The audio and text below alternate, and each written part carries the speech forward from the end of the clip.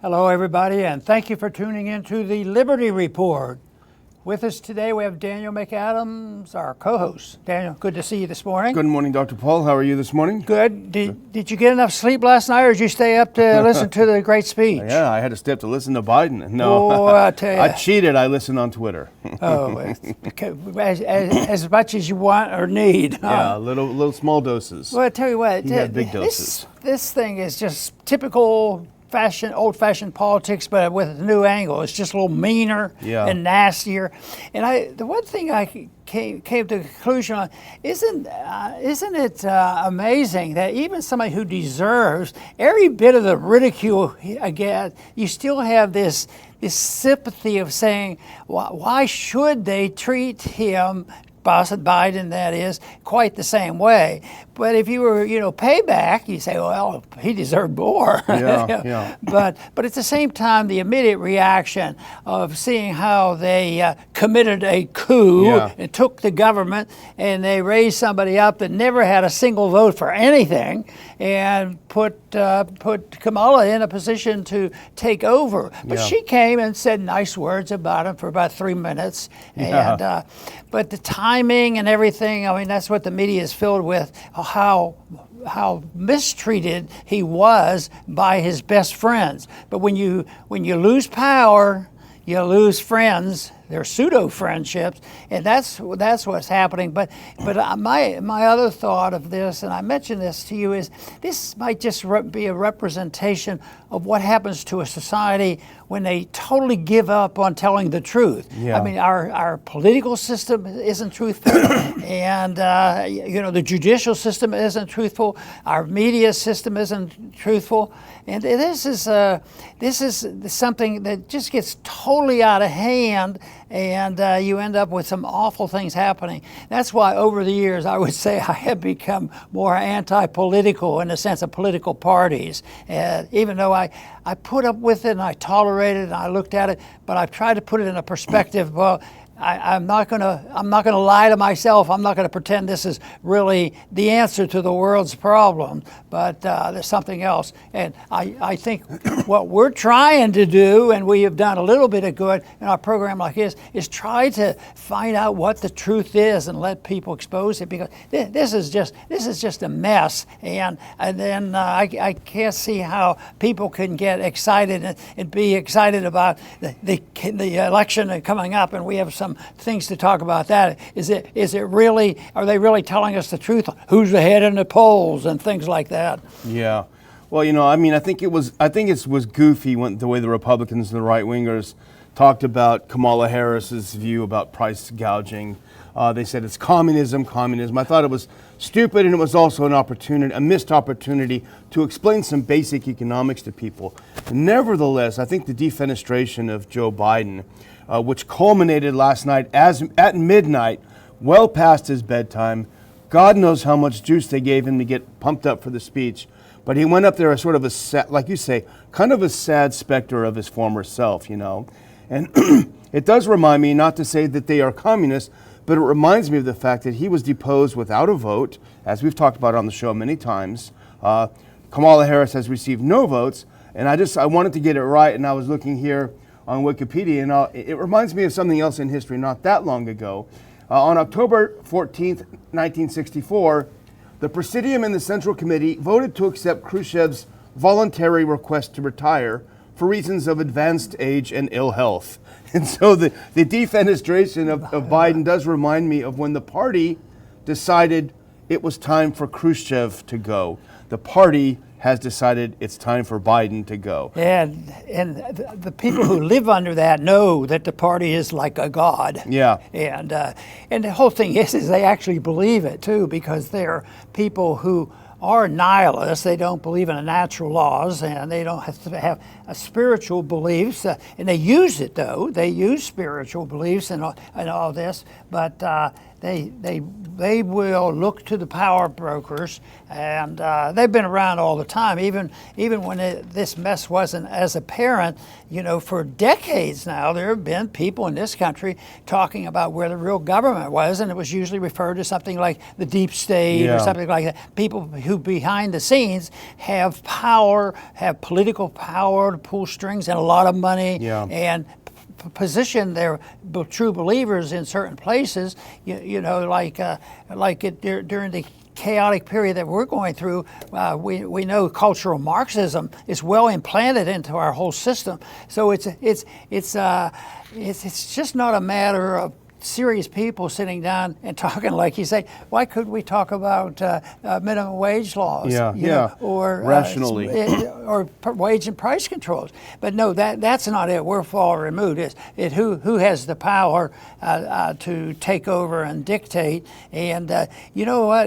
The longer it lasts, and it doesn't last forever, the longer it lasts, the richer they get when they're pulling all the strings. And I think, the stirring now in the markets and all, I think there's a tremendous amount of fake wealth out there. And we got away with it since World War II because we had real wealth. We had the gold, we had the resources, the whole work. But things are different now. We might even lose the reserve currency status. The dollar may go down to tubes. And once again, I saw something in the paper today.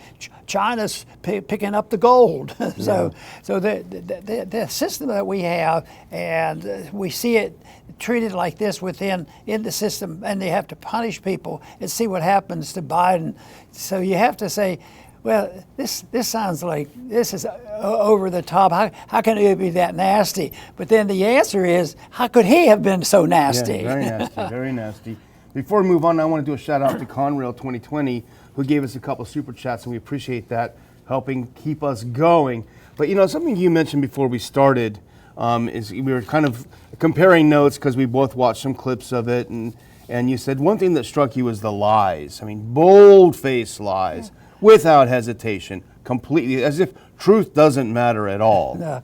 And to them it doesn't, other than the fact that you want to avoid it. And in some of our material today, they even talked about, talking about the truth in terms of committing treason. If you don't say the right thing and do the right thing and silence the right people you're supposed to silence, then they will accuse you of treason. I mean, they did that in a form to Trump. Trump is an easy guy to pick on, and we know all the shortcomings. But people will look for that or put it on, and they try, I'm talking about impeachments and over again, trying to put them in jail, serious things that they know they're all lies, and then they use the word insurrection. Hey, that's insurrection, sort of like treason, and people can get into trouble doing that. So that's the reaction. So it isn't a society that has difference of opinion and have worked out ways of having debates. There are no great debates in the Senate or the House of Representatives. There has been a few. I could probably find one or two over those many years I was in Washington, but it's not the place to discuss seriously these problems. And it's not in this media. It's not with our current status in this country, especially during the times of elections. Yeah. Well, let's listen now. We're talking about lies. We're talking about democracy. We're talking about the defenestration of Biden. Let's listen to this first clip. Now, this is from his speech where he talks a little bit about democracy. It's something to behold. Let's play that whole first clip if we can on democracy. Yeah, there you go. Okay, let's listen to Biden on democracy here. The winter is past, and with a grateful heart, I stand before you now on this August night to report that democracy has prevailed. Democracy has delivered. And now democracy must be preserved.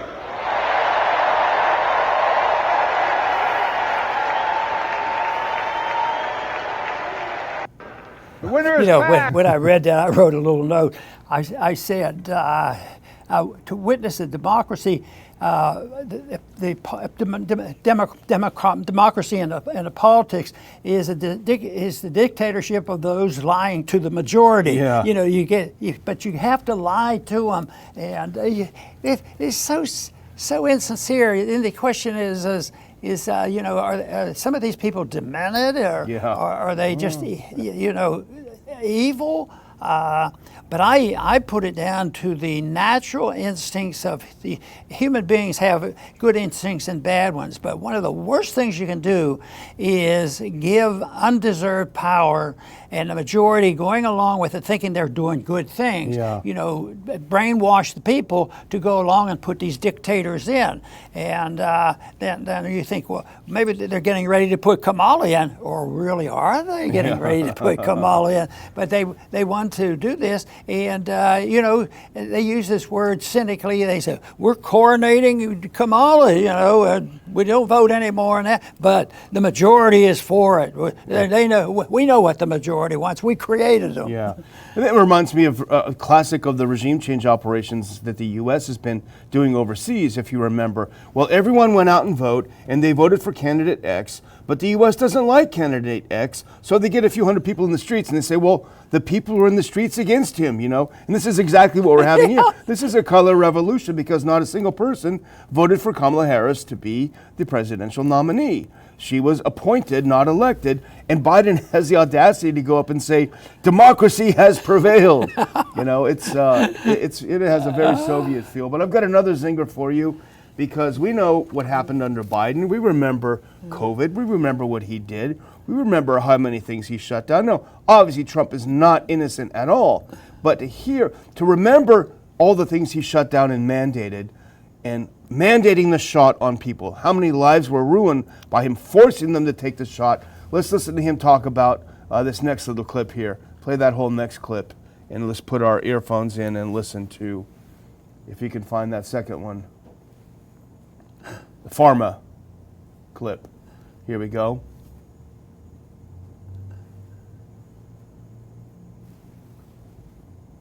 Beginning to fight for 50 years to give Medicare No sound. the power to negotiate low prescription drug prices. We finally beat Big Pharma.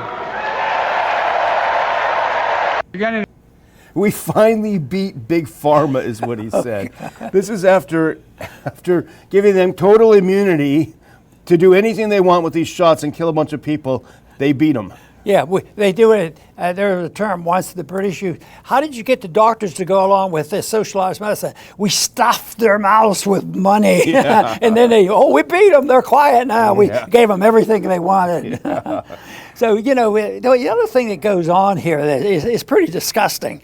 And Harris is probably the worst at this particular time.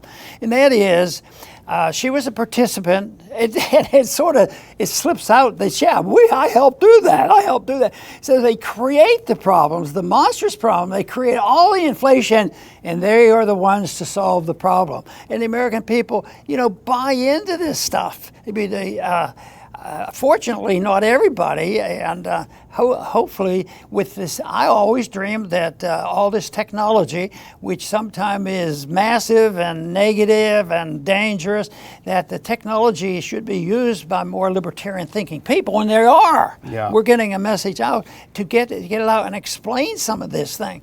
But like you said earlier, they should have used this as an opportunity to teach a little economics. Yeah. You know, when Harris goes, we'll get rid of inflation. We'll just put on controls. Yeah. And everybody will be happy. Yeah. Well, I do want to read a special shout out, Dr. Paul. This is Dennis Margberger. He's a friend of ours. He's been to our conferences. Gave us $89. I don't know if that number rings a bell, but he did say, happy 89th birthday, Dr. Ron Paul. Thank you for your principled defense of our liberty and our rightful remedies. Non-compliance, nullification, interposition, secession, the golden rule, and the Fed. That can't be right. They got the number wrong there. I don't feel old. No, I think he added a few decades there. Yeah, He was just teasing. yeah, But okay. we thank him nonetheless. That's and we very give him a nice. math Very lesson. nice.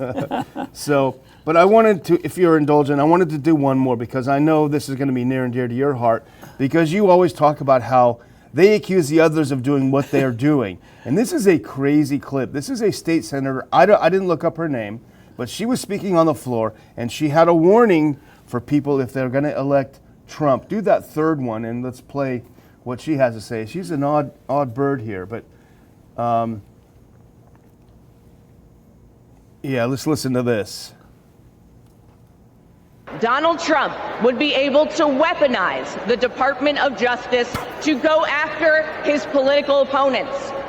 He could even turn the FBI into his own personal police force. That is not how it works in America. This America.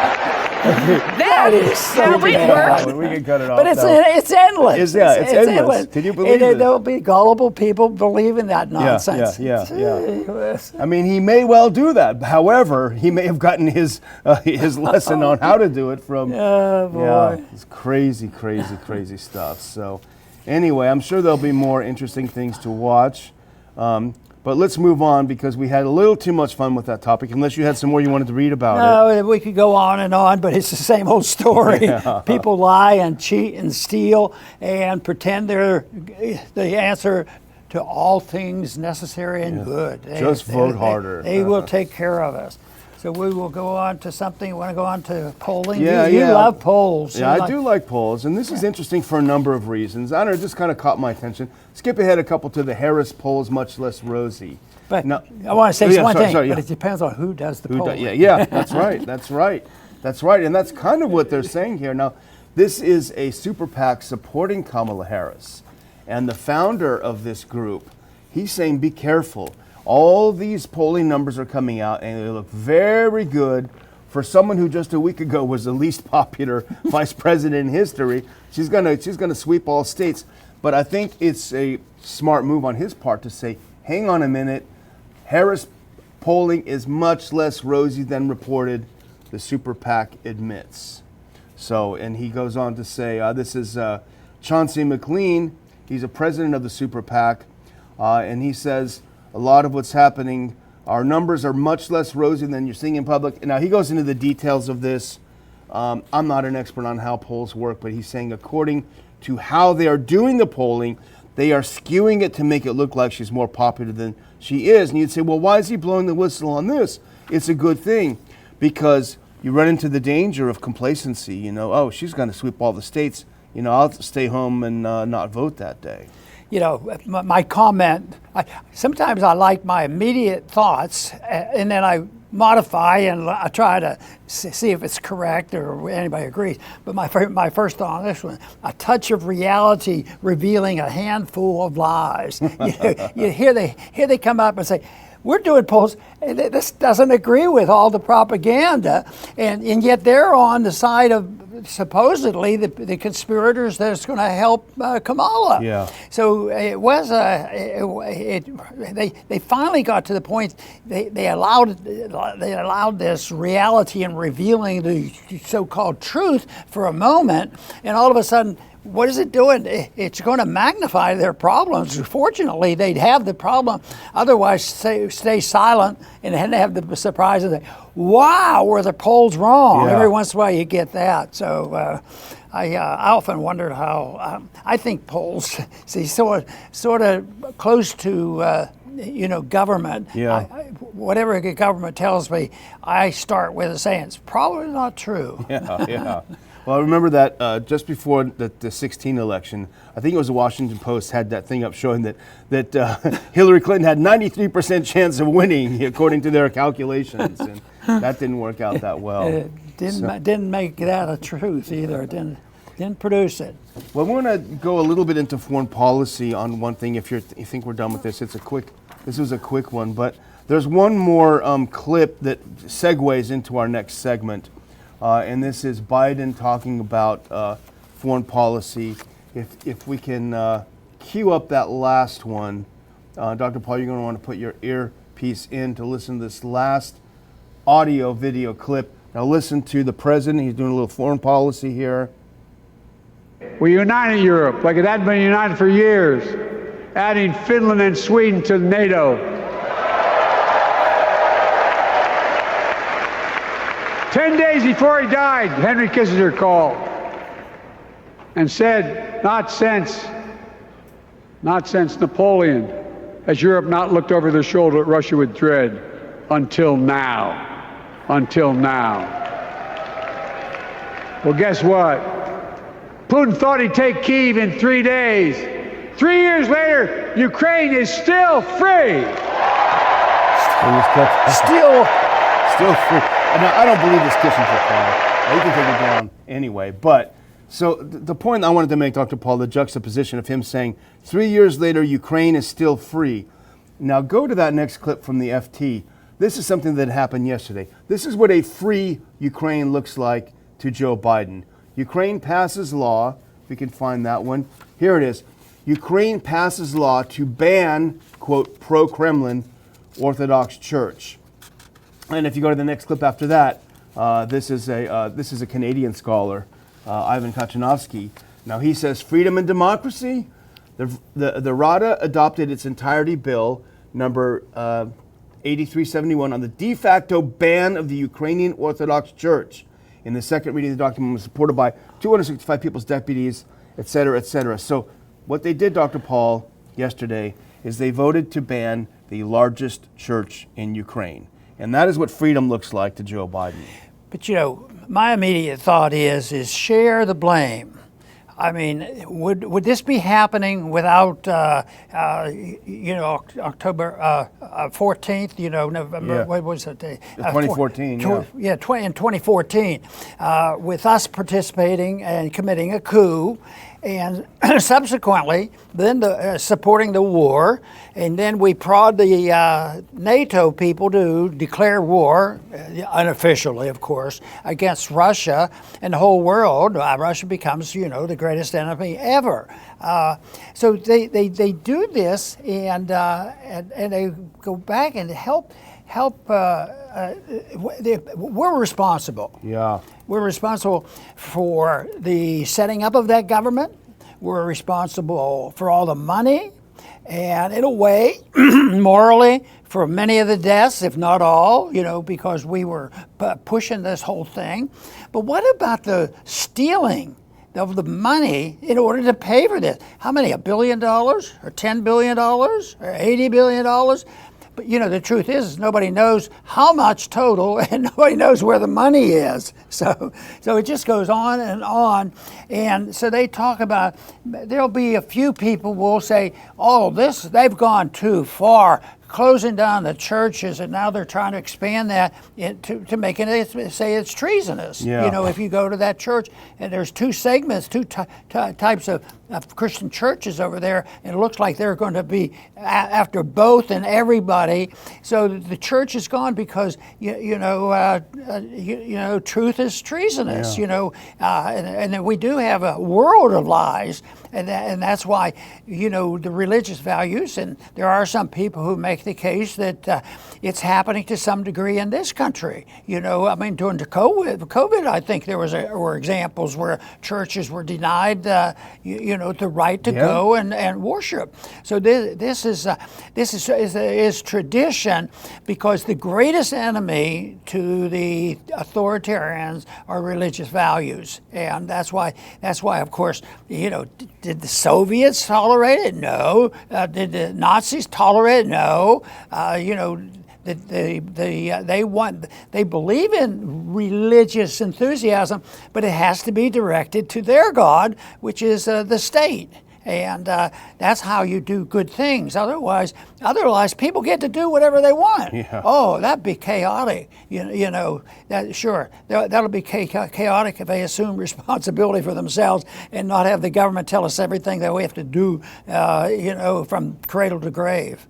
Yeah, this is how the government and the Biden administration gaslights us, because there are millions and millions of Russian-speaking Ukrainians who go to this church. They have just been told that your church is illegal. You can no longer go to your church. Millions of people have been told this now, that they can't go to their church. Yet we have a Biden administration that's given $200 billion to a country that outlaws a church attended by millions, that outlaws all political parties who are not pro-government, who outlaws all media that is not pro-government media. These are all outlawed, and then they have the audacity to get before the American people and say Ukraine is free. Well, they have a very strange concept of what freedom looks like. It's certainly different than any one of us would have. Here, the draft law that they're working on and is about to be passed, they call it Draft Law 8371. And here's a description.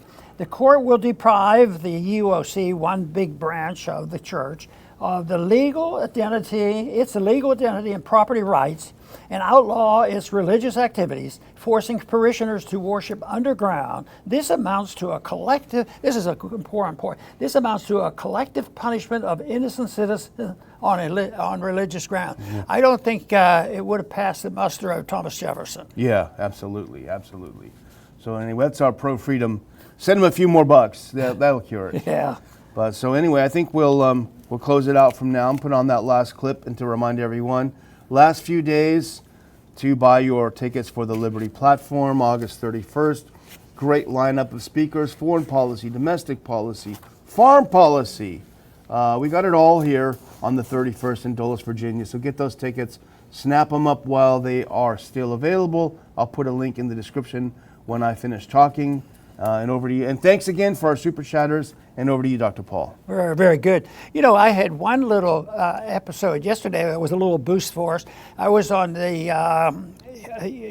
Doug Casey program. And there was a call in, a very nice, friendly and supporter. And before he got the question to him, he says, "And I'll be seeing you this week. I'm coming to your conference." Oh, that's great. That's fantastic. So it was good. But anyway, we are having the conferences because we like the conferences. We're convinced they do a lot of good. Daniel has done a lot of work having, a sort of a classroom session with young people that will come even the day before. And that's always been very popular. It grows a little bit each year.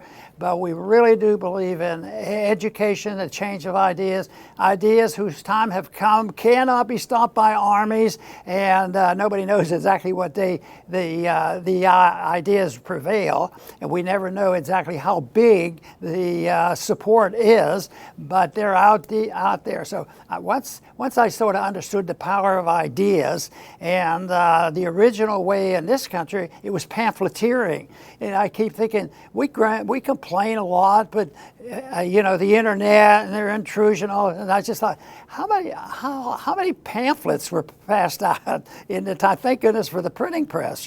At the beginning of our time, ideas had consequences. It was the ideas behind what Jefferson and others were doing with the Constitution, and I think it's so important that we do that. So that's why we have these conferences. Besides, we have fun at that, so it's self-serving too, because we like to go there and visit with the supporters. I do want to thank everybody for tuning in today to the Liberty Report. Please come back soon.